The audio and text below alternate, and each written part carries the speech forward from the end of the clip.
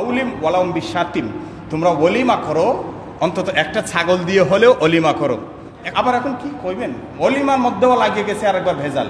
এই অলিমা না, এটা যেন একটা দেনা পাওনা কথা বুঝছেন, লিস্টি করে কাউন্টার খুলে বসে যে এই আও খাও দেও, আবার লিস্টিটা পইরা অ্যানালাইসিস করে রাত্রে লইয়া বয় বয় কয় কি হয়েছে, কয় হেরা বাড়ির এই চৌধুরী সাহেবের ফুলা কত দিছে, কয় চৌধুরী সাহেবের ফুলা 700 টাকা দিছে, কয় আমি তো 6 বছর আগেও এবার ফুরির বিয়ার 1500 টাকা দিছি, এর কি এটা মাথাত নাই?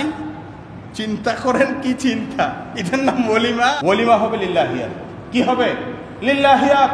এবং তবে হ্যাঁ, উইলিংলি কেউ যদি হাদিয়া দেয়, অন্য সময় দেন না কেন, খাইতে যায় দেন কেন?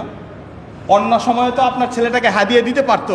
বাবাও তো হিসাব করে 400 মানুষ খাওয়াবো, আমার গরু 2টা জবাই করতে হবে, 1 লাখ টাকা করে, আর যদি 2টা গরু আনি 2 লাখ, মশলাপাতি আরও ধরলাম 50,000, আর 50,000 টাকা এমনি এমনি 3 লাখ টাকা, 3.5 লাখ টাকার মতো কাঠ মিলাইয়া খরচ।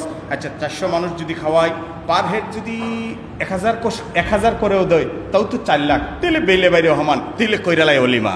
এই অলিমাতে সওয়াব হবে না। এখন অবশ্য কিছু অলিমা এখন ট্রেডিশনটা জারি হচ্ছে, তারা কার্ডের মধ্যে লিখেই দেয় যে উপহার নয় দোয়াই কাম্য।